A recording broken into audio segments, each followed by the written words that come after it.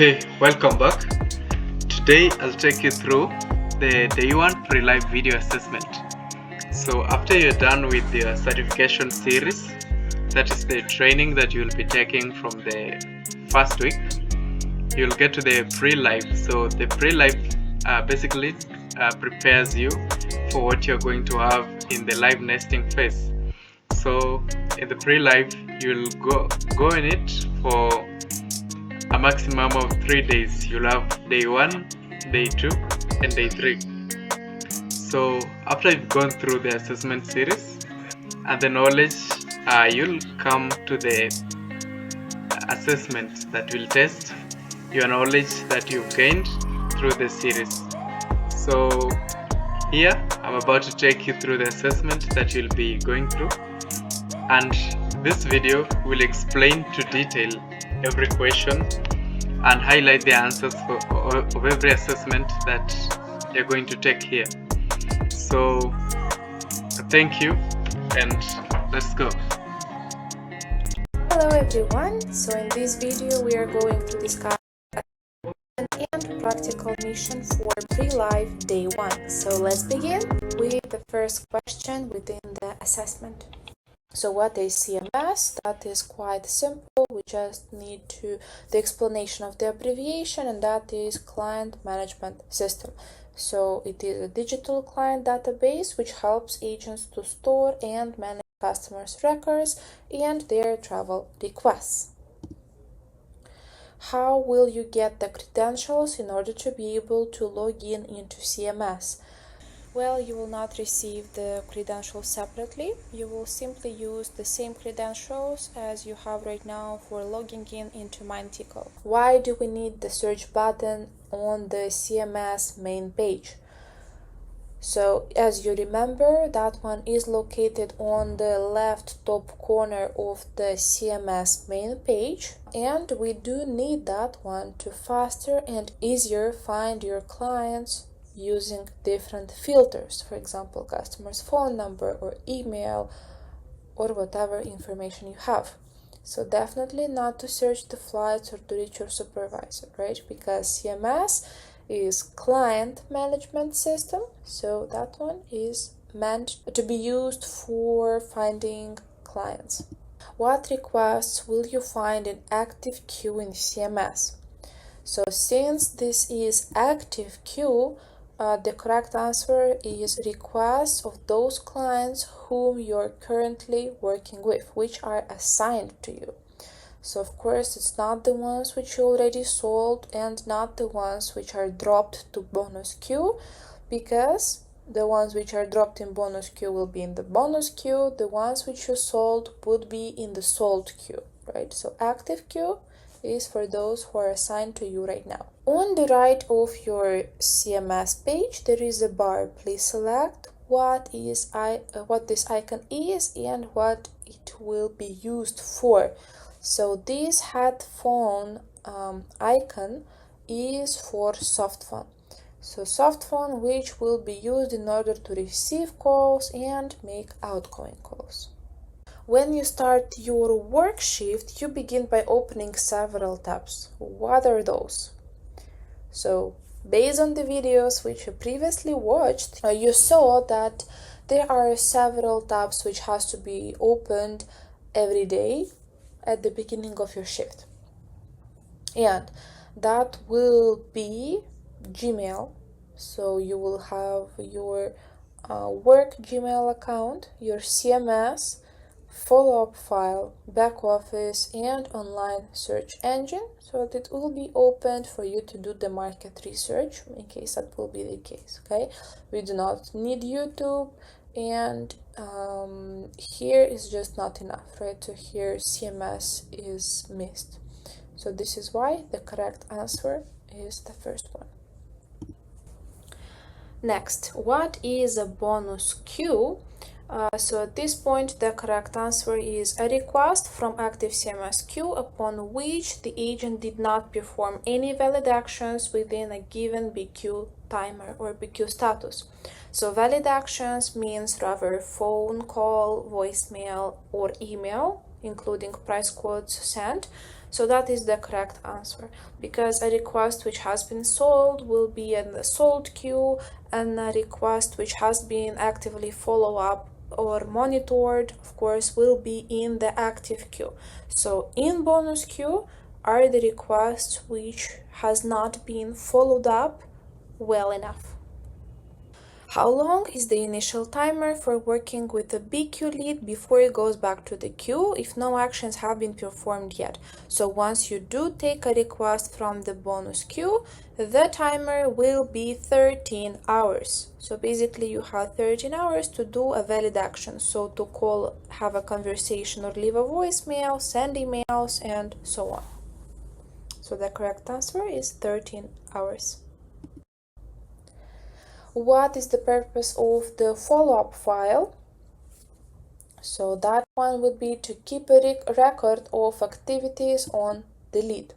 Okay, it's not to track customer preferences, to store bonus queue, or to share with customers. No, right? This is just a file for your convenience, so that you will leave some comments and notes and remarks for yourself, to not forget to do some actions, right, with your requests. And as well, you can leave comments for yourself, because eventually you will have 15, 20, 100, 200 customers, and it's normal to not remember the details and some comments or notes about each one of them. So you do have follow-up file where you can keep record of all the activities on the lead.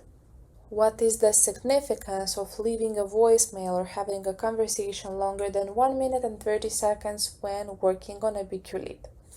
The correct answer is it extends the timer to 72 hours. Okay, so leaving a voicemail or having a conversation longer than 1 minute and a half, this is what we call valid action, right, which we discussed a few questions earlier. So those actions are the ones which increase timer from 13 hours to 72. In order to access bonus queue from your CMS main page, you have to click on the queue named, right? Let's zoom in this photo a little bit. So the queue meaning one of this. So active, pending, closed, or bonus, okay? So here, in order to access the bonus queue, obviously, we will click on the bonus. Why is it important to know the market prices before calling the customer? In order to have a better understanding of competitive prices. That is the correct answer. So definitely to not to deceive the customer, not to provide inaccurate information, and not to limit the available options to the customer. Okay. The correct answer is just to have a better understanding of the prices. Why should we send the price quotes lower than the previous agent quoted? Here the correct answer is to be in the customer's good side. So of course it's not meant to increase the profit, it's not meant to match the previous quote or to follow a standard procedure. So that is meant to just like hook the client on a good price, okay, something which will be lower than previously quoted. Because this way you will attract the customer's attention, they will want to contact you back. Will that be replying to your email, calling back, or replying to your SMS or WhatsApp message? How many PQs are recommended to be sent to the customer? 3. So the customer has to have a choice, some variety, and 3 is the ideal number. So that will be cheapest, shortest, and the golden middle. Okay, at least 3 is the recommended number, the best option. For sure, it's not 1 which is the best in your opinion, because it might not be the best in the customer's opinion. The best and the worst as well. It's too little choice, so ideally it's 3. What is the recommended method of sending the price quotes to the customers? So as we did mention many times before, ideally we would send to all the communication channels we have available. So ideally that will be SMS, WhatsApp, and email. What is the primary goal of talking with the customer for at least 15 minutes? Well, in this case, we have multiple answers possible. So that is to build rapport and gather relevant information. Then longer conversation can enhance the customer confidence in our services. Yes. Simply to meet a time requirement? No. And only to fulfill the company's policy? No as well. Okay, so in this case, we just need to build rapport and of course get the information.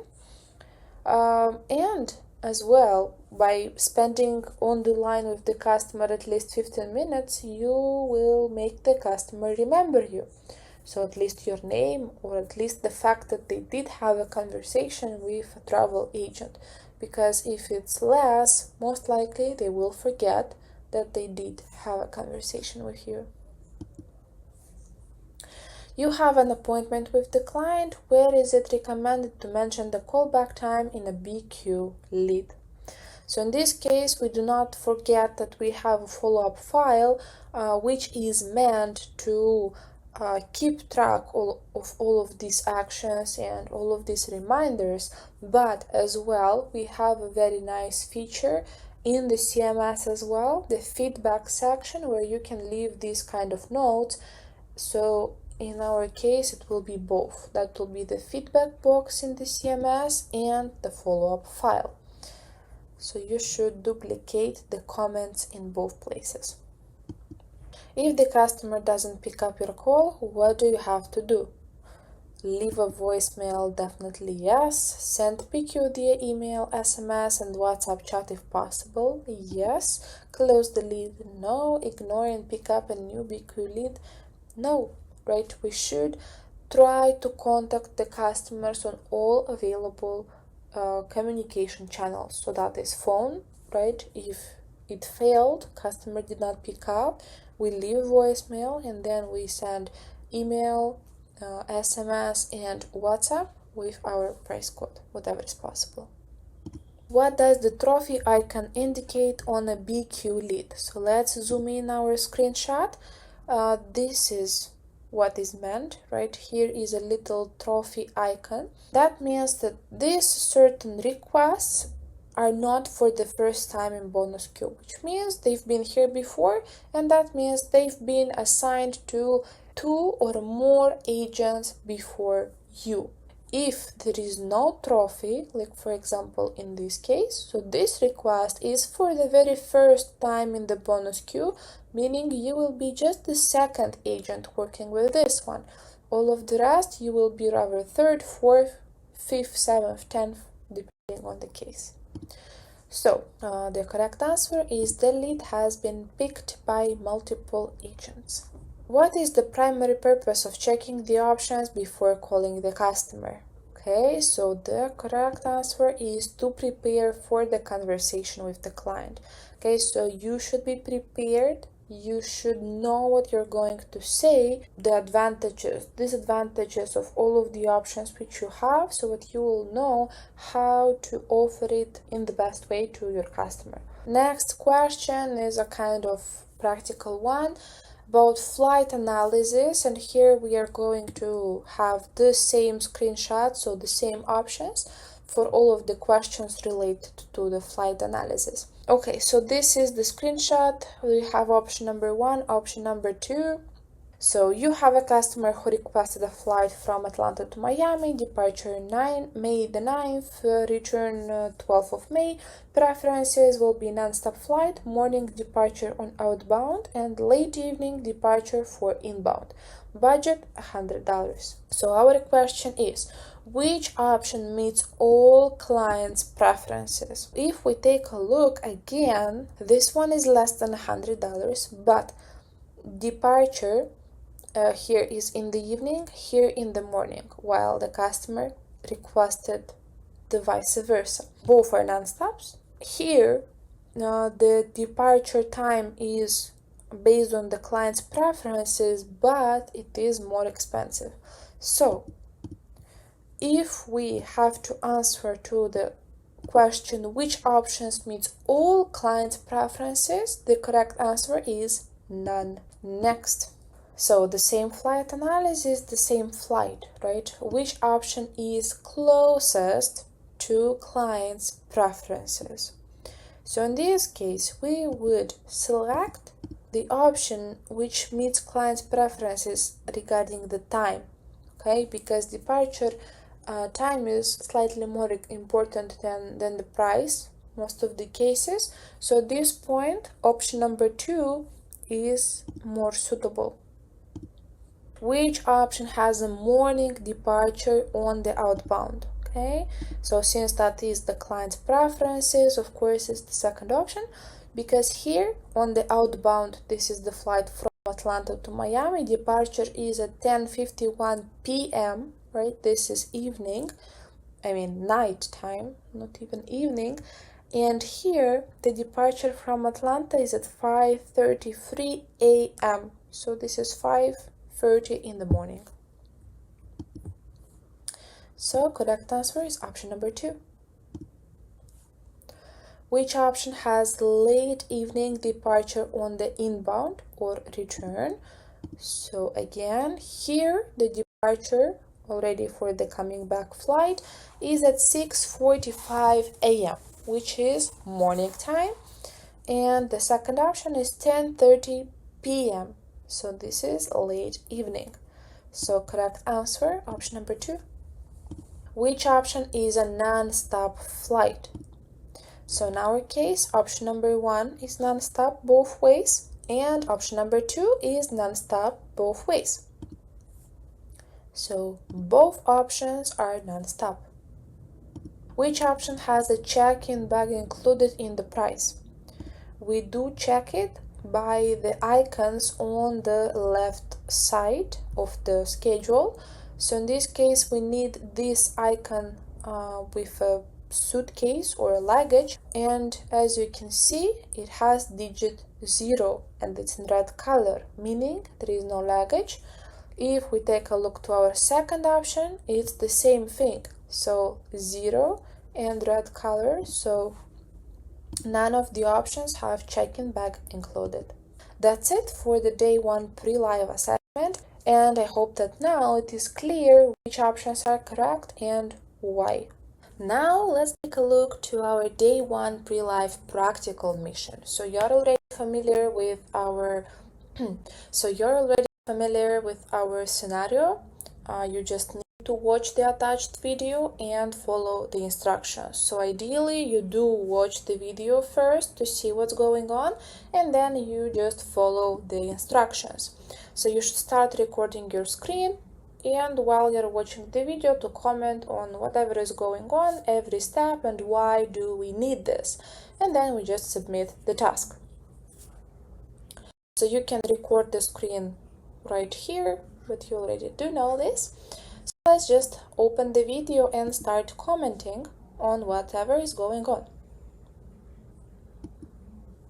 Alright, so in this case we are opening the bonus queue, and we open the queue didn't answer follow-up to see what requests we have there, and we do open the first available request. Once our request is opened, it is assigned to us, and we will check first the flight details. Let me stop the video here.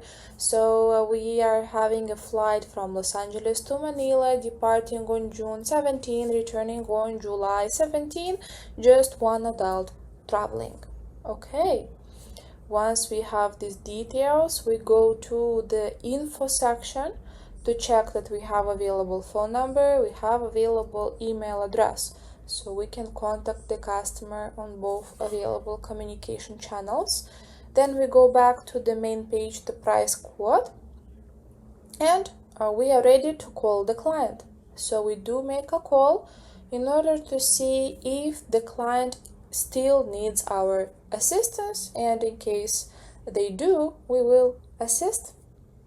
Alright, that's pretty much how it was supposed to be done. Thank you.